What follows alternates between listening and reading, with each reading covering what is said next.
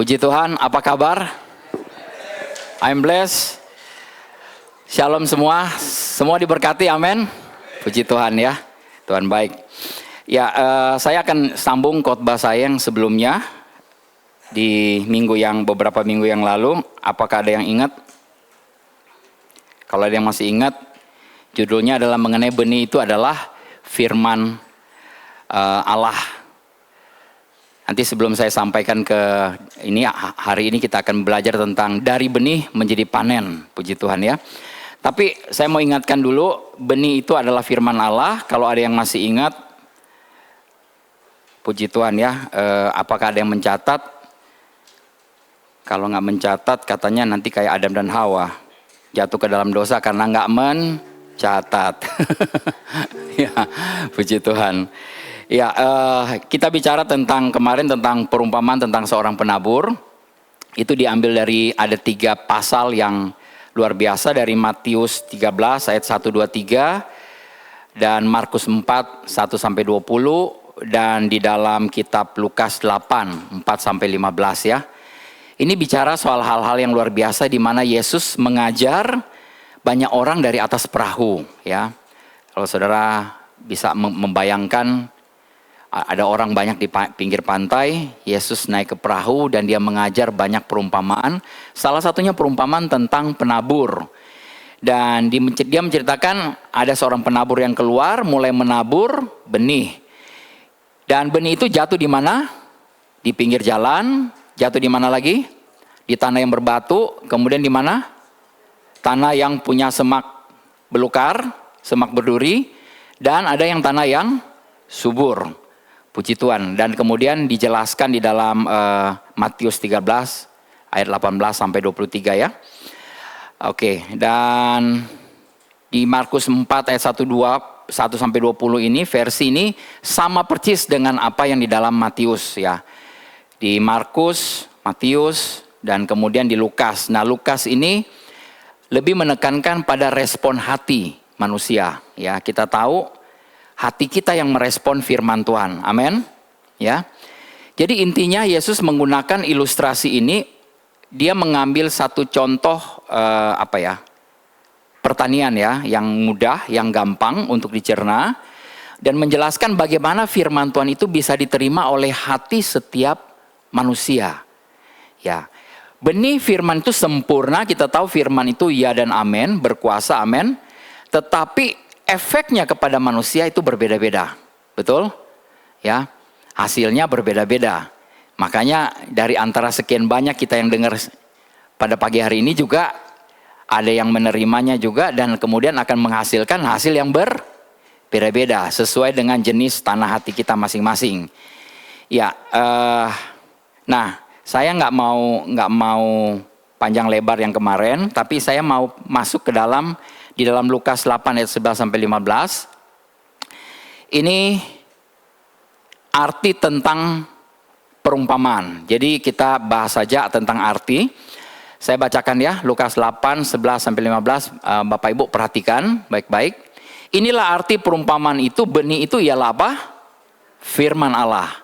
Yang jatuh di pinggir jalan itu ialah orang yang telah mendengar. Kemudian datanglah iblis, lalu apa? Mengambil firman itu dari dalam hati mereka, supaya mereka jangan percaya dan diselamatkan. Nah, yang jatuh di tanah yang berbatu-batu itu ialah orang yang setelah mendengar firman itu, mengapa? Menerima dengan apa? Gembira. Yes, ini firman Tuhan buat saya. Tetapi mereka itu tidak berakar, seperti pohon toge. Pohon toge aja ada akarnya ya. Tapi kalau nggak ada akar sama sekali bagaimana ya? Ya, tidak berakar, mereka menerima, tapi mereka itu tidak berakar, mereka percaya sebentar saja. Dan dalam masa pencobaan mereka murtad. Nah, ayat berikut bisa next. Ayat 14, yang jatuh dalam semak duri ialah orang yang telah mendengar firman itu dan dalam pertumbuhan selanjutnya mereka terhimpit oleh apa? Oleh apa? Apa Bapak Ibu? Saya kurang jelas dengarnya. Oleh apa? Kekhawatiran. Dan kekayaan dan kenikmatan hidup. sehingga mereka tidak menghasilkan buah yang matang. Nah, yang terakhir, yang jatuh di tanah yang baik itu ialah orang yang setelah mendengar firman itu menyimpannya dalam hati yang baik dan mengeluarkan buah dalam ketekunan. Puji Tuhan. Nah, kita tahu tipe orang pertama ini adalah orang yang tidak memahami firman Tuhan. Hanya satu-satunya hati yang tidak bisa dapat firman itu adalah tanah hati yang keras. Betul? Dan hanya satu tipe tanah yang bisa menghasilkan buah adalah tanah yang subur. Jadi ada dua jenis tanah, satu ekstrim banget, nggak bisa terima, yang satu benar-benar subur. Ya, di antara keduanya ini tanahnya tipis dan berbatu-batu, dan yang kedua tanah yang penuh dengan semak belukar, penuh dengan kekhawatiran. Bapak Ibu ada yang khawatir hari ini? Enggak, Pak Dolfi, saya nggak khawatir apa-apa, enggak, tenang aja. Semua baik-baik aja. Amin. Baik-baik aja kok. Begitu baca WA, waduh, dunia sementara bergejolak. Krisis ekonomi ini, bakal krisis ekonomi. Harga emas naik gila-gilaan. Haleluya. Saatnya jual emas dong kalau gitu. Ya, haleluya. Ya, kekhawatiran itu bisa menghimpit firman, sehingga firman itu tidak bekerja. Bukan firmannya yang gagal, tetapi karena tanah hatinya yang tidak merespon. Begitu banyak kekhawatiran, begitu banyak semak belukarnya. Ya. Nah, tanah yang baik tidak terjadi begitu saja. Tanah yang baik itu harus diolah. Betul? Kalau kita sebagai petani yang baik, mungkin saya nggak tahu ada di antara sini yang suka nanam. Kalau kita mau nanam sesuatu, ada tante saya suka nanam, saya senang banget karena saya yang menerima hasilnya. Dia yang suka nanam, saya yang suka terima hasilnya. Saya tahu kalau ketika dia mau nanam, dia pasti bersihin semua. Ya, batu-batunya, apa semak-semaknya, supaya tanahnya itu baik untuk ditanam. Ya. Jadi apa artinya? Gampang aja, tanah itu adalah hati kita kan, betul ya? Di sini kan diungkapkan, diceritakan sebagai tanah itu adalah hati kita. Jadi yang bertanggung jawab atas hati kita itu siapa? Kita atau Tuhan? Ya, ragu-ragu kok ini dia. Karena tanah hati itu adalah hati kita, jadi yang bertanggung jawab siapa? Kita. Jadi bisa nggak kita berdoa, Tuhan tolong lembutkan hati saya? Saya masih banyak dengar orang berdoa, oh Tuhan tolong lembutkan hati saya. Atau tolong lembutkan hati si dia gitu. Ya. Hati kita tidak bisa kita minta Tuhan yang melembutkan. Amin. Kita sendiri yang punya keputusan untuk mau mulai melembutkan hati kita. Amin ya. Nah, kita sudah belajar bahwa di hati kita itu terdiri dari dua bagian. Apa? Ada bagian roh dan ada bagian jiwa. Bagian roh kita ketika kita sudah menerima Yesus sebagai Tuhan dan Juru Selamat. Bagian roh kita itu lahir dari Allah sempurna. Amin. Ya. Jadi bagi anak-anak Tuhan yang sudah mengalami kelahiran baru, rohnya sudah menjadi ciptaan yang baru, lahir dari Allah. Amin. Ya, di 2 Korintus 5 ayat 17 berkata bahwa siapa yang ada dalam Kristus, ia adalah ciptaan yang baru. Sesungguhnya yang lama sudah berlalu. Nah, siapa yang di sini yang sudah mengalami kelahiran baru? Semua angkat tangan. Amin. Ya, saya nggak ngeliat deh. Tapi kalau yang belum mengalami kelahiran baru, apa sih arti kelahiran baru? Lahir baru artinya apa? Menerima, betul-betul percaya Yesus sebagai Tuhan dan Juru Selamat, mengaku dia, percaya dalam hati, mengaku dengan mulut bahwa dia adalah Allah. Ya, Bapak Ibu bisa lakukan sekarang. Ya, kalau belum pernah, saya sering kali ketemu dengan banyak sekali anak-anak Tuhan Kristen dari semenjak dalam kandungan. Ya, mamanya, papanya, kakeknya, neneknya semua orang Kristen. Ya, begitu lahir ya di gereja gitu loh. Ya, lahirnya mungkin di rumah sakit ya, bukan di gereja. Tapi maksudnya begitu lahir sudah Kristen gitu loh. Tapi begitu ditanya lahir baru, nggak tahu apa lahir baru. Ada banyak orang berpikir bahwa lahir baru itu ketika dibaptis. Baptis enggak ya, baptis itu bukan lagi kelahiran baru. Tapi kelahiran baru itu adalah betul-betul menerima, percaya Yesus sebagai Tuhan dan Juru Selamat, percaya dalam hati, mengaku dengan mulut, dan seketika itu juga kita dilahirkan oleh Allah. Amin. Nggak kelihatan, nggak berubah. Yang ganteng kayak saya tetap aja ganteng. Puji Tuhan, yes, amin. Haleluya, amin dong. Puji Tuhan.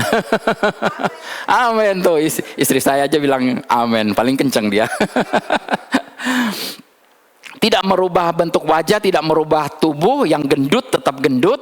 Ya, orang pikir kalau lahir baru nanti jadi kurus. Diet. Ya.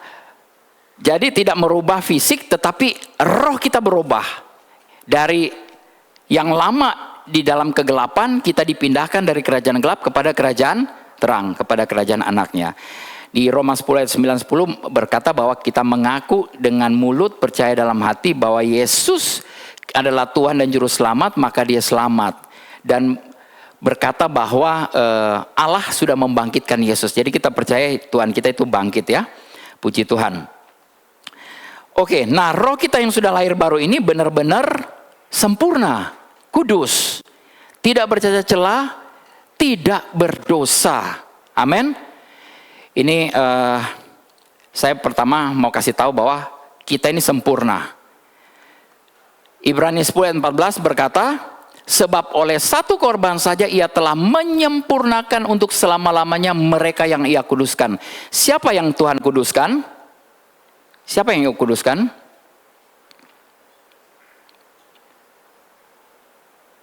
Kok gak dijawab Bapak Ibu? Ini pertanyaan serius nih. Siapa yang Tuhan kuduskan? Siapa yang dia sempurnakan? Kita semua, ya. For by one offering he has perfected forever. Jadi perfect, kita sempurna. Ya, sempurna selama-lamanya yang Tuhan sudah kuduskan. Nah, Bapak Ibu, sempurna ini bukan berarti kita ini sempurna dalam kelakuan kita, dalam perkataan kita, dalam pikiran kita, enggak. Ya, ini posisi rohani kita. Roh kita yang sempurna. Amin. Jadi sekali lagi, kalau kita bilang kita nggak sempurna, itu sesuatu yang bertentangan dengan kebenaran. Amin. Ya. Yang sempurna itu adalah apa? Bagian roh kita. Jadi roh kita yang sudah benar-benar lahir baru itu betul-betul sempurna. Jadi menyempurnakan atau perfected ini adalah dalam arti rohani ya, posisi kita ya.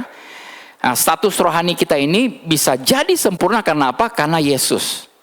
Karena kematian Yesus di atas kayu salib. Amin. Ya tentu saja nggak ada orang yang sempurna.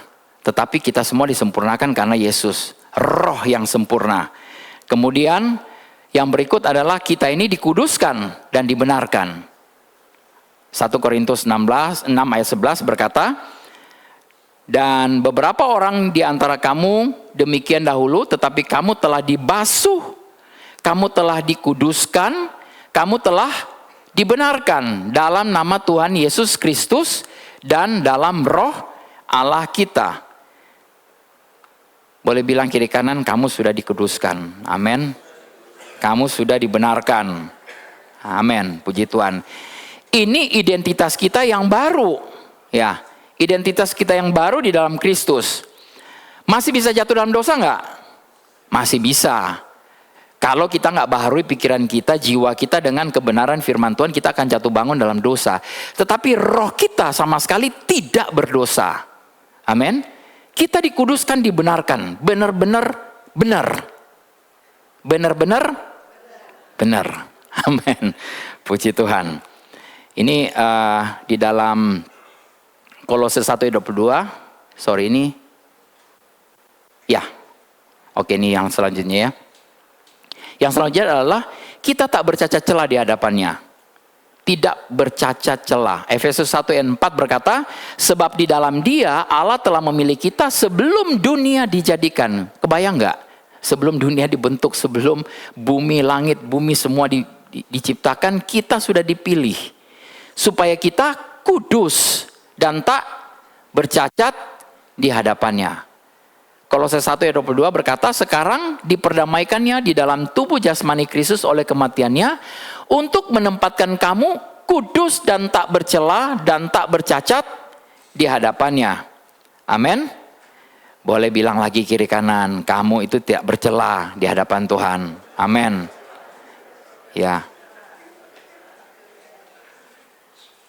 Bukan karena kitanya, tapi karena Kristus. Amin. Nah, ini saya cuma mau selalu ulang supaya kita itu betul-betul paham, betul-betul tahu bahwa ini kita adalah orang-orang yang tidak bercacat celah di hadapan Tuhan. Supaya kita bisa datang kepada Tuhan pada saat kita melakukan kesalahan, gampang sekali kita datang kepada Tuhan. Amin. Ya, sangat-sangat mudah.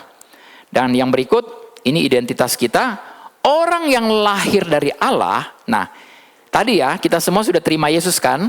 Percaya Yesus, menerima Dia. Ya, kita lahir dari Allah, punya benih ilahi. Di sini dikatakan apa? Tidak dapat berbuat dosa. 1 Yohanes 3:9. Ayatnya di mana? 1 Yohanes 3:9. Ini yang ngomong siapa? Bukan saya. Firman Tuhan yang bilang kita tidak dapat berbuat dosa. Setiap orang yang lahir dari Allah tidak berbuat dosa lagi. Sebab benih ilahi tetap ada di dalam dia dan ia tidak dapat berbuat dosa karena ia lahir dari Allah. Kita nggak mau berbuat dosa. Masih bisa jatuh lagi dalam dosa? Masih bisa. Tetapi kita tidak kepengen, tidak mau. Amin. Ya. Jadi ini berbicara tentang identitas roh kita yang sudah lahir baru. Roh kita tidak berdosa karena apa? Karena berasal dari Allah. Amin. Bapak Ibu ngerti nggak? Bapak Ibu sadar nggak? Paham nggak bahwa Bapak Ibu semua itu berasal dari Allah? Amin. Ya. Nah, kali ini jangan ngomong ke kiri dan ke kanan, ngomong ke diri sendiri. Ya. Siap? Ya, kita bisa bilang, Dolphy, sebut namamu ya. Ngomong sendiri ini ya. Dolphy, orang yang lahir dari Allah tidak dapat berbuat dosa. Kok kurang kenceng ya? Kayaknya nggak firm. Ya, kurang pas ini dia. 1, 2, 3, sekali lagi. 1, 2, 3. Dolphy, orang yang lahir dari Allah tidak dapat berbuat dosa. Amin. Amin. Ya, Bapak Ibu tidak dapat berbuat dosa lagi. Amin. Kalau tergelincir masuk dalam dosa, kita ini bukan babi. Aduh, sorry ya, saya sudah ngomong babi nih. Maksudnya kalau babi itu dia kan suka main di lumpur ya. Ya, tidak suka dengan dosa. Tidak hidup di dalam lumpur dosa. Kita cepat-cepat. Ya, ibaratnya burung merpati. Ya, kalau dia kotor dia langsung cemplung, dia terbang. Enak gitu ya, bisa bersih. Ya, saya ingat waktu saya ke Israel, ada seorang bapak dan ibu yang dibaptis di sana. Puji Tuhan, pada saat dibaptis, saudara tahu kalau waktu Yesus dibaptis kan ada burung merpati ya yang turun ya.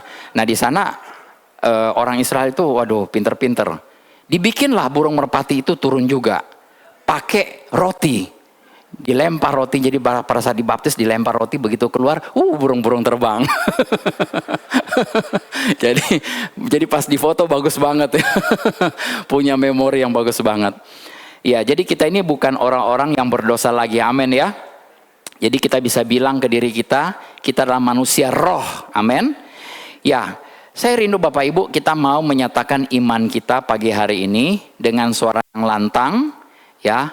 Karena kita adalah ciptaan yang baru di dalam Kristus, ini kita bisa menyatakan kehidupan yang baru. Nah, daripada kita ngantuk, saya percaya di sini kita nggak ada yang ngantuk ya, amin. Boleh nggak kita bangkit berdiri? Ya, Roberto siap. Kita akan mendeklarasikan, kita akan baca sama-sama ini satu bait, satu kalimat per satu kalimat ya. Baca dengan lantang. 1, 2, 3. Aku sempurna di hadapan Allah. Aku telah dibasuh, dikuduskan, dan dibenarkan. Amin. Aku kudus, tak bercela, dan tak bercacat di hadapannya. Yes. Aku berasal dari Allah, aku lahir dari Allah, aku tidak dapat berbuat dosa dalam rohku, benih ilahi tinggal di dalamku. Berikut. Identitasku bukan berdasarkan perasaanku, tapi berdasarkan kebenaran firman Tuhan. Aku percaya bukan karena aku merasa kudus, tetapi karena Tuhan berkata bahwa aku kudus. Amin. Aku hidup oleh iman, bukan oleh perasaan.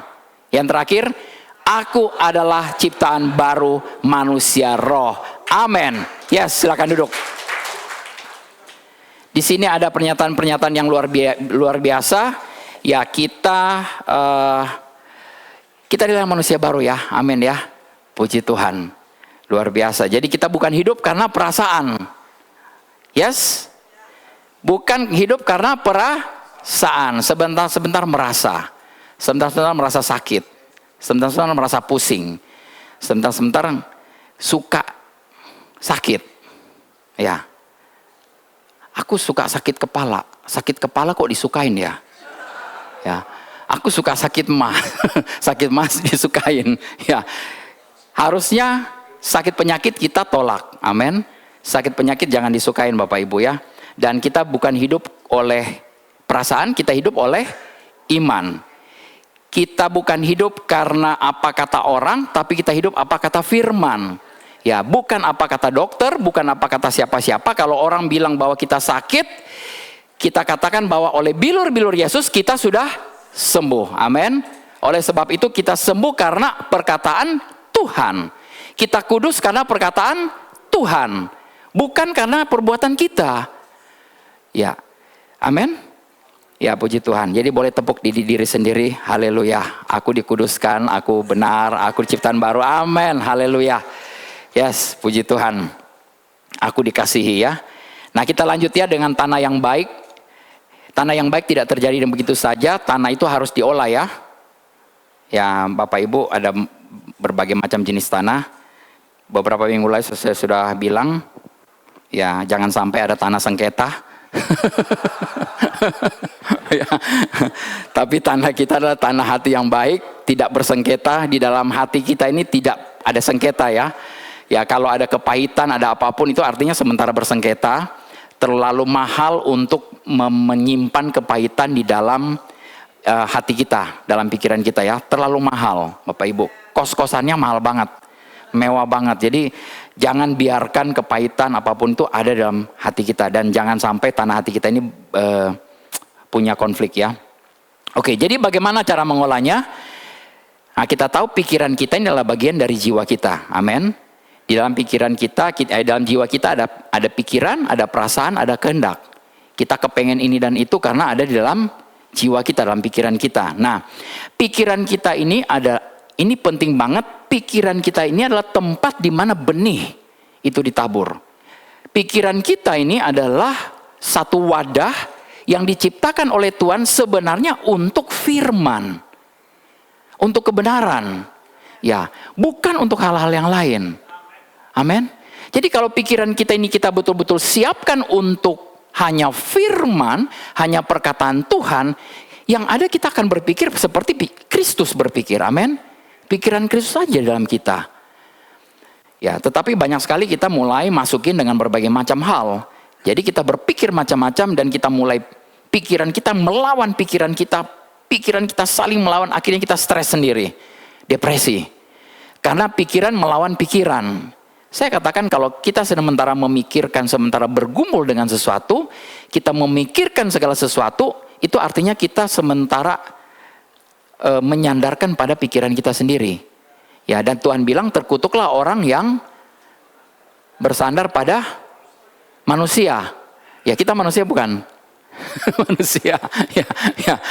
Bukan Tuhan yang mengutuk, tapi kita jatuh dalam kutuk. Terkutuk dengan sendiri karena apa? Karena kita menyandarkan segala sesuatu pada pikiran kita sendiri. Ya, ada banyak hal yang bisa jadi masalah karena pikiran kita sendiri. Dan pikiran kita ini seringkali menipu. Banyak asumsi. Banyak prasangka, praduga. Ya, menduga-duga. Ya. Kalau saya nggak sempat salaman aja, aduh Pak Dolfi marah nggak ya sama saya kayaknya ya. Kesel kayaknya dia sama saya. Udah berasumsi. ya Bapak Ibu rugi sendiri. Padahal kan saya orangnya suka traktir. Kalau saya dijauhin ya rugi sendiri. Ya. Jadi jangan berasumsi. Ya, saya sering kali bilang kepada orang-orang dalam berkomunikasi kita hati-hati, karena komunikasi kita itu dia suka bisa salah ya. Pakai gerakan aja, ngomong aja itu bisa salah. Ya, kemarin di bonding itu luar biasa ya. Dibikin begini, terus begini, itu artinya apa? Goa singa kan? Goa singa gitu loh. Sampai di ujung jadi buah hati, terus ada burung terbang katanya. Apa itu? Dari goa singa jadi begini gitu loh. Ya, sama juga. Ada begini, itu artinya perintah Allah, 10 perintah Allah. Ya, begini, 10 perintah Allah. Ya, terakhir juga sama, jadinya begini. Sampai di ujung salah ya. Komunikasi kita bisa salah ya. Dalam ber-WA hati-hati ya. Kalau pakai huruf gede semua apa artinya tuh? Ya, sebaiknya ketemu, ngobrol supaya kita bisa lihat raut mukanya, kita bisa konfirmasi sekali lagi ya dalam berkomunikasi. Oke. Jadi bagaimana mengolah tanah hati kita? Mulailah dengan membaca firman Tuhan setiap hari. Paling tidak 1 ayat. Ya. Ada yang suka baca firman Tuhan hari ini? Ada yang sudah baca firman Tuhan hari ini? Kurenungkan firman-Mu siang dan malam yang benar. Benar nggak kita renungkan firman Tuhan siang dan malam? Ya, saya tahu di sini orang-orang TLW adalah orang-orang yang mengasihi firman. Love the word, love the people. Amin. Mencintai firman artinya kita mau menenggelamkan diri kita dengan firman. Mulai membaca firman. Nah, kalau ada yang nanya, Pak Dolfi, saya mulai dari mana? Dari mana saja. Buka ayat mana, Pak Dolfi? Buka aja.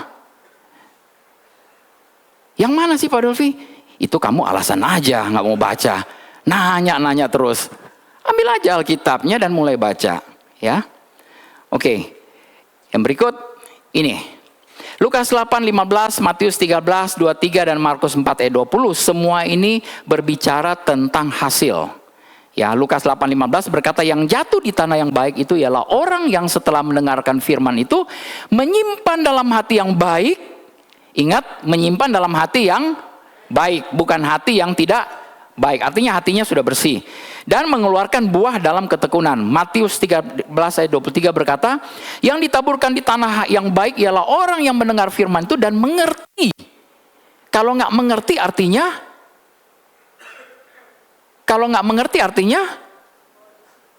nggak mengerti, nggak paham, ya nggak tahu.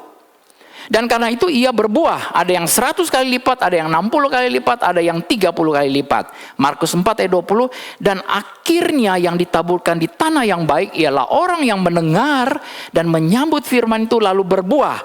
Ada yang 30 kali lipat, ada yang 60 kali lipat, dan ada yang 100 kali lipat. Nah Bapak Ibu, bandingkan dengan ayat ini, ayat berikut. Markus 4 ayat 26 sampai 29 berkata begini. Lalu kata Yesus, beginilah hal kerajaan Allah itu. Jadi kita berbicara soal kerajaan Allah. Kerajaan Allah itu seperti apa? Seumpama orang yang menabur benih di tanah. Ya, dia tabur benih di tanah. Lalu pada malam hari ia tidur. Ya. Dan pada siang hari ia bangun. Dan benih itu mengeluarkan tunas. Dan tunas itu makin tinggi. Bagaimana terjadinya? Gak tahu. Tidak diketahui orang itu. Bumi dengan sendirinya mengeluarkan buah. Mula-mula tangkainya, lalu bulirnya, kemudian butir-butir yang penuh isinya dalam bulir itu. Apabila buah itu sudah cukup masak, orang itu segera menyabit sebab musim menuai sudah tiba. Nah, benih adalah firman Tuhan. Amin. Ya, penabur itu menaburkan firman. Siapa saja? Pengkhotbah yang ngomong, ya saudara baca di dalam WA, di YouTube, ya begitu banyak penabur. Nah, ada proses pertumbuhan. Yang menumbuhkan siapa? Tuhan. Tugas kita hanya ngapain?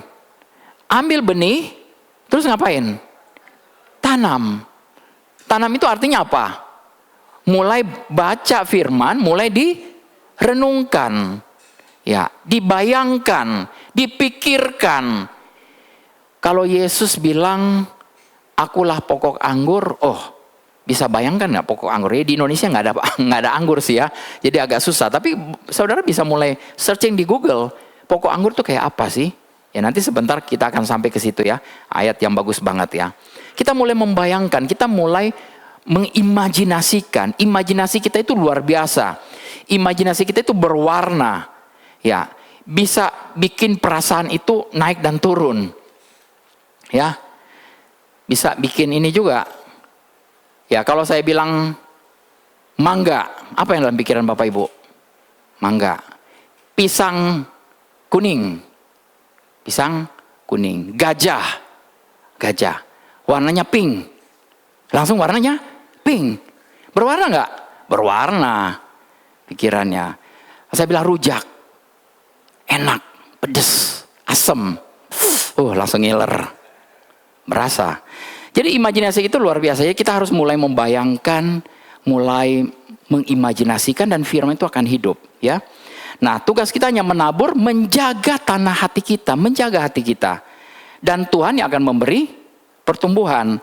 Di 1 Korintus 3 ayat 6 berkata bahwa aku menanam, Apolos menyiram, tetapi Allah yang memberi pertumbuhan. Jadi firman Tuhan itu berkuasa mengubah hidup kita tanpa harus kita pahami prosesnya. Amin. Kalau kita percaya bilur-bilur Yesus sudah menyembuhkan, ya sudah, percaya aja. Tapi Pak Dovi, aku masih rasa, ya karena kamu hidup dengan perasaan sih. Masih merasa sakit di sini, di situ. Ya, kalau kita benar-benar, saya ketemu dengan seorang ibu, saya bilang, kita ini lebih banyak hidup dengan perasaan. Kita lebih terlatih dengan apa yang kita bisa lihat, kita dengar, kita cium, kita raba. Benar kan? Kita lebih terlatih dengan apa yang kelihatan. Padahal firman itu adalah roh dan hidup, tapi ya roh dan hidup. Tapi kita maunya yang kelihatan, yang kita bisa raba. Padahal firman itu tidak kelihatan. Betul? Kita kepengen sesuatu yang kelihatan, ya asalnya dari tidak kelihatan, dari yang rohani. Itu Ibrani 11 ayat 3 berkata begitu ya. Nah, jadi saya katakan bahwa kadang-kadang orang tuh pakai kuasa, ayo saya usir, saya perintahkan sakit, penyakit, apa segala macam untuk pergi dan lain sebagainya. Nggak apa-apa, silakan aja kalau pakai begitu. Tapi kalau kemudian tidak hilang-hilang sakit penyakitnya, kenapa nggak hilang-hilang? Karena fokusnya kepada sakitnya. Sakit penyakit yang dia fokuskan. Sebelum kenapa nggak mulai fokus kepada firman, kepada Tuhan, kepada Allah kita. Ya, mulai aja baca firman. Kalau nggak terjadi sesuatu dengan tubuh kita, mulai aja baca firman. Kalau ada yang kita tidak suka, mulai aja baca dengan firman Tuhan. Kita tahu pasti akan berubah. Ya. Firman Tuhan bilang itu menyegarkan kita, membuat wajah kita berseri-seri. Amin. Jadi kalau ada Bapak Ibu yang tidak suka dengan wajahnya, ya baca firman. Amin. Gak suka nih, aduh udah mulai keriput-keriput apa semua, baca aja firman. Keriput-keriputnya bisa hilang. Amin. Yang gak amin, yang gak percaya sih. Ya gak apa-apa. Jadi gak perlu skincare yang mahal-mahal ke Korea dan lain sebagainya. Hanya baca firman. Amin. Puji Tuhan. Rambut saya sudah mulai bertumbuh ini, puji Tuhan, karena firman. Amin. Haleluya.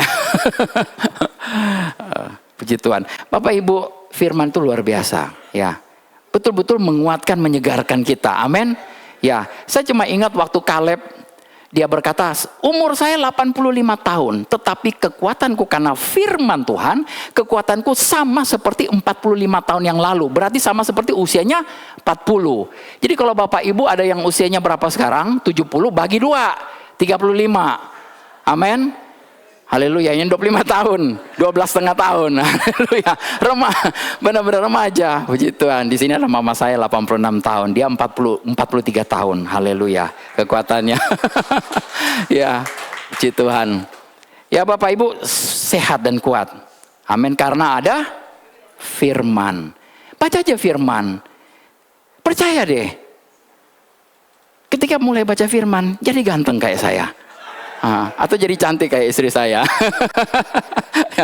Hanya kita perlu baca firman, kita tahu bahwa firman itu berkuasa.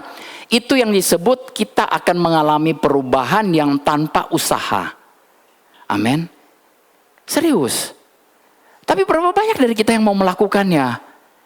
Ya kalau nggak mulai menabur, saya bilang hanya petani gila yang kepengen makan duren, tapi nggak mau nanam duren. Ya kita bisa beli sih, ya. Tapi maksudnya kalau kita pengen terus menerus dapat hasil panen, kita perlu tanam kan, ya.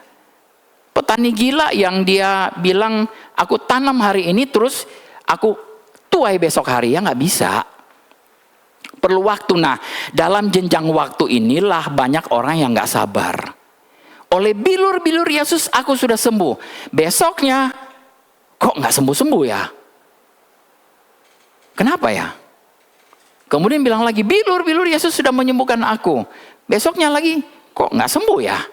Masih sakit. Bapak Ibu sementara menanam, besoknya ketika lihat tanamannya nggak tumbuh, digali-gali, diambil, dipelototin benihnya, kemudian ada yang salah ya? Ditanam lagi, besoknya lagi, ketika nggak ada bertumbuh, dikorek lagi, diangkat lagi, lama-lama ngapain tuh benihnya? Firman Tuhan bilang saat kita tidur terjadi pertumbuhan. Firman bekerja bahkan pada saat kita tidur. Amin. Tiba-tiba besok sudah sembuh. Tiba-tiba besok makmur. Cuma 1-2 orang yang amin. Makmurnya amin. Haleluya. Ya. Saudara mau sementara saudara tidur, saudara diberkati, saudara tahu nggak? Saat saudara tidur, saudara diberkati. Amin. Saat saudara tidur, rekening bankmu penuh. Nah, itu baru amin. Aminnya kenceng banget.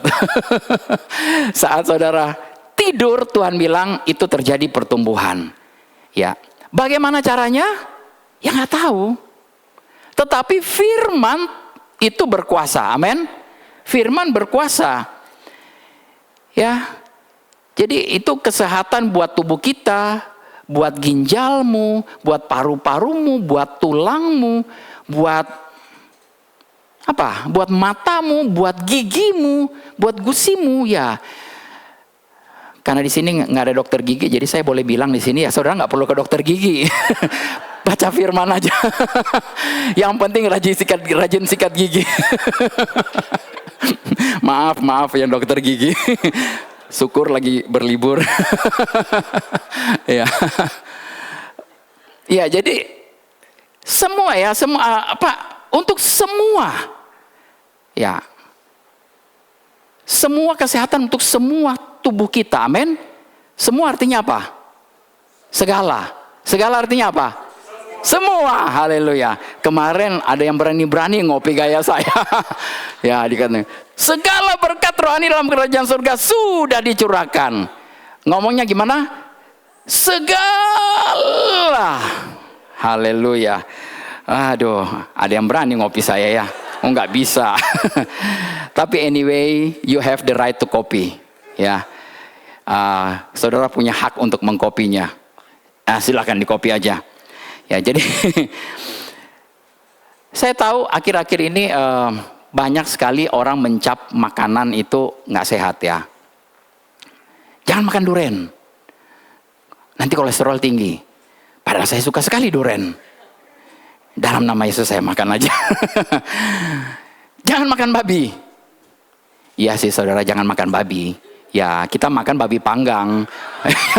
Babi panggang, babi kecap dan lain sebagainya. Kalau babinya ya jangan dimakan ya. Nanti kolesterol juga. Berbagai macam ya. Tetapi Bapak Ibu tahu bahwa ada satu makanan yang kita tahu bahwa yang sangat menyehatkan, yaitu apa?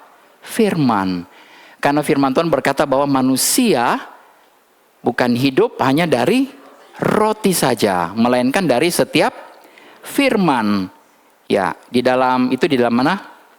Matius 4 ayat 4 ya, berkata, ada tertulis manusia hidup bukan dari roti saja. Nah, roti ini adalah makanan pokok waktu di Israel. Kalau kita sekarang ini adalah makanan nasi. Jadi saudara bisa ganti, manusia hidup bukan dari nasi saja. Jangan makan nasi terus. Ya makanlah bakmi. Makanya ya. Tetapi dari setiap firman yang keluar dari mulut Allah.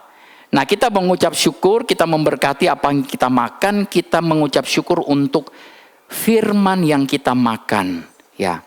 Firman itu di dalam kitab Ibrani 6 kalau nggak salah ada berkata bahwa firman itu bisa kita cicipi, kita bisa nikmati, kita bisa makan, ya, dan itu menyehatkan kita. Jadi orang-orang yang tidak memakan firman tentu saja adalah orang-orang yang akan menjadi lemah dalam hal-hal rohani.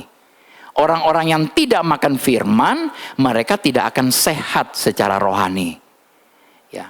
Jadi kita perlu makan firman yang banyak. Lakukanlah satu kebiasaan untuk mulai membaca firman, merenungkan firman. Firman itu ada di mana-mana, amin. Ya, di HP ada firman nggak? Ada di WA, ada nggak? Di YouTube, di TikTok, ada. Tapi berapa banyak yang mau memilih untuk mengambil firman aja untuk dimakan, ya. Jadi kita tetap sehat, kita dapat memiliki kehidupan Tuhan ya melalui firman itu. Ya, jadi saya percaya ketika kita hanya dengan mulai membaca saja firman Tuhan. Saya lupa ada satu hamba Tuhan di Amerika, namanya siapa saya lupa ya. Tapi dia bilang dia semua hanya karena baca firman. 30 hari terus menerus dia baca Alkitab. Ya. Dia nggak ngapa-ngapain. Baca aja Alkitab. Itu artinya dia fokus kepada firman. Fokus kepada Tuhan. Dia nggak mikirin tubuhnya, nggak mikirin sakit penyakitnya, tapi dia fokus kepada firman saja. Dan dalam waktu 30 hari, sembuh. Benar-benar sembuh. Ya. Ada teman saya dulu, dia bilang begini. Dia banyak ngomong kepada orang-orang, dia bilang, Bapak Ibu mau makmur, mau kaya, baca Amsal. Baca kitab Amsal. Luar biasa. Karena kitab Amsal itu 31 pasal. Kalau saudara baca satu pasal, satu hari, full. 1 bulan. Yang bulannya 31 hari ya. Ya. Dia ngomong kemana-mana. Terus ada teman saya yang satu, dia bilang, oke, saya akan lakukan. Dan hidupnya berhasil. Setelah hidupnya berhasil, terus teman yang merekomendasikan untuk membaca firman itu tanya, kok hidup kamu bisa berhasil? Ya kan saya dengar dari kamu. Kamu bilang suruh saya baca Amsal, ya saya baca Amsal. Oh begitu ya. Saya yang merekomendasikan ternyata tidak membaca. Haleluya, itu semoga tidak terjadi pada saya ya. Ya jadi Bapak Ibu kalau mau berhasil ya mulai baca firman, mulai senangkan. Ya. Saya bilang kan saya mulai batasin untuk Instagram, saya batasin pakai waktu 30 menit satu hari cukup. Ya itu pun hanya cuma mau lihat ada teman-teman, ada apa kegiatan mereka, selesai.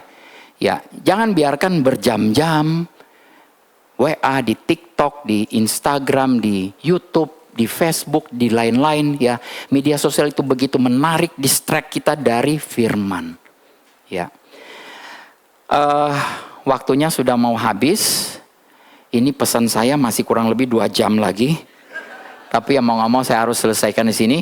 Tapi ini ada satu ayat yang luar biasa, bisa di skip sebentar ini ya. Nah, ini Yohanes 15 ayat 1 sampai 8. Bapak Ibu nanti baca saja di rumah. Yohanes 15 ini bagus sekali ya. Dia katakan, akulah pokok anggur yang benar dan Bapakkulah pengusahanya. Setiap ranting padaku yang tidak berbuah dipotongnya, dan setiap ranting yang berbuah dibersihkannya supaya ia lebih banyak berbuah. Saudara tahu, ini terjemahannya kurang tepat. Seakan-akan setiap ranting, artinya kalau kita nggak berbuah kita langsung dipotong, dibuang. Enggak. Tuhan tidak seperti itu. Ini terjemahannya kurang tepat. Kalau terjemahan bahasa Inggris bilang itu he take it away.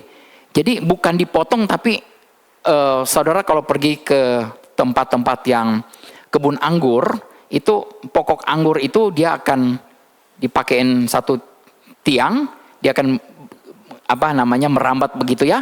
Nanti ada satu misalnya yang jatuh ke tanah, kalau sudah menyentuh tanah itu akan mati.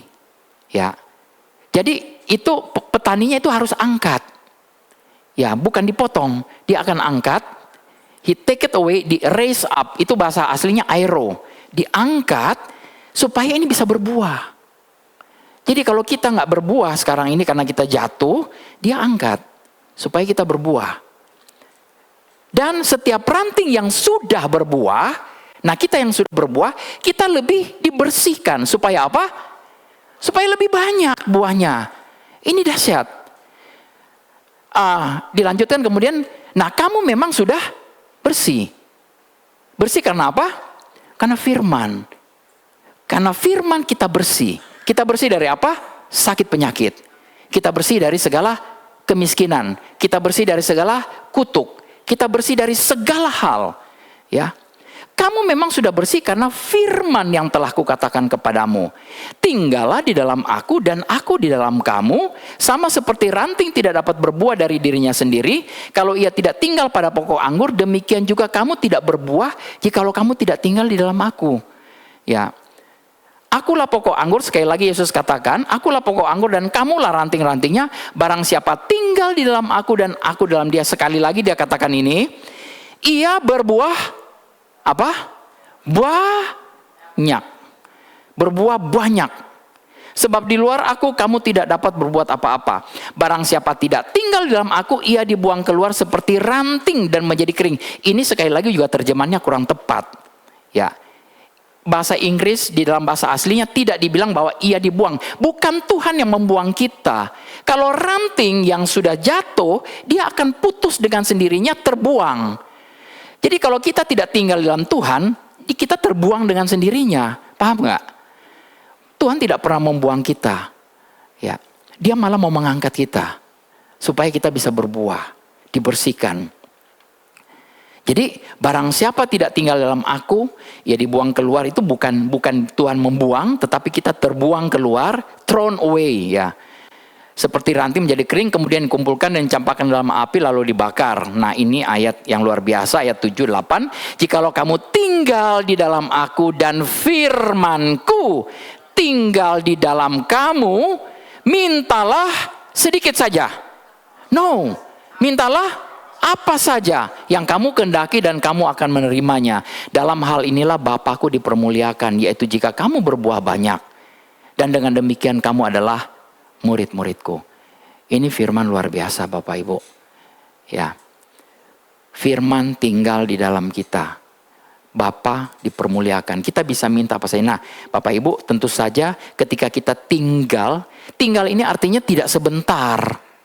Tidak berkunjung, datang sebentar, tapi betul-betul bersama-sama. Selalu, senantiasa, terus-menerus. Bukan sebentar-sebentar. Ini kenapa banyak anak Tuhan yang tidak berhasil. Karena mereka tinggal sebentar dalam firman. Ketika dalam kondisi yang tidak baik, kita tinggal dalam firman. Oh Tuhan, tolong, aku lagi kesulitan begini-begini. Ya Tuhan tolong. Tapi begitu selesai krisis, kita keluar. Itu akan mempercepat krisis datang lagi. Ya, jadi jangan mau. Bapak Ibu, tinggal itu artinya betul-betul terus-menerus di dalam kebenaran firman Tuhan. Baru terus-menerus dengan firman Tuhan pikiran kita. Ya. Puji Tuhan kita ada satu komunitas. Kita setiap minggu bisa ketemu di sini. Bisa bareng-bareng tinggal di dalam firman. Ya, puji Tuhan ya. Jadi Bapak Ibu, firman itu luar biasa. Jikalau kamu tinggal dalam aku dan firmanku tinggal dalam kamu, mintalah apa saja. Apa yang Bapak Ibu mau minta hari ini? Coba dipikir sejenak. Saya pernah bagikan satu kertas, suruh tulis permintaannya, pernah ya? Kalau nggak salah ya. Saya bisa pastikan saudara tidak bisa meminta lebih dari 20 permintaannya. Maksudnya buat diri sendiri loh. Ya. Ternyata permintaan kita nggak banyak. Kita aja kadang-kadang berpikir kayaknya saya pengen minta banyak gitu loh. Tetapi sebenarnya nggak banyak. Jadi kalau kita mau minta, coba mulai. Tulis saja nggak apa-apa. Mikirkan aja, sekarang kita mau minta apa? Firman Tuhan, ini janji Tuhan. Bapak Ibu, janji Tuhan. Hari ini janji Tuhan itu betul-betul digenapi. Dan Ini seperti betul-betul Yesus berkata kepada kita masing-masing pribadi, kamu sudah dibersihkan dengan firman-Ku. Kamu sekarang tinggal di dalam Aku. Sekarang kamu boleh minta apa saja. Apa saja Tuhan? Apa saja anakku. Boleh minta? Boleh. Karena dia Bapa yang royal, Bapa yang baik.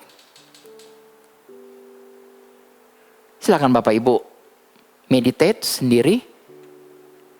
Apa yang saudara mau minta? Rasanya mungkin kadang-kadang kita terlalu egois kalau untuk meminta untuk diri kita sendiri. Saudara mau minta untuk orang lain juga boleh. Silakan minta apa saja. Ya. Firman, janji firman ini luar biasa ya. Ini Tuhan sendiri berkata ya. Kehendak Allah buat kita untuk memiliki buah. Kehendak Allah untuk kita ini menjadi berkat buat banyak orang. Ya, kita minta saja. Tuhan, aku pengen. Saudara, sekali lagi yang saya bagikan kemarin itu, apa yang saudara percaya untuk 12 bulan ke depan, ya. Saya isi di situ, Tuhan, saya ingin mengenal Engkau lebih dalam lagi. Aku percaya bahwa aku betul-betul bisa mengenal Engkau lebih dalam lagi. Dalam waktu 12 bulan ke depan ini betul-betul pewahyuan itu bisa begitu berlimpah di dalam aku. Ya. Tuhan, aku meminta roh hikmat dan wahyu untuk bisa bekerja di dalamku. Kita bisa meminta apa saja Tuhan. Kita bisa meminta apa saja Bapak Ibu ya. Puji Tuhan ya. Tuhan Yesus memberkati.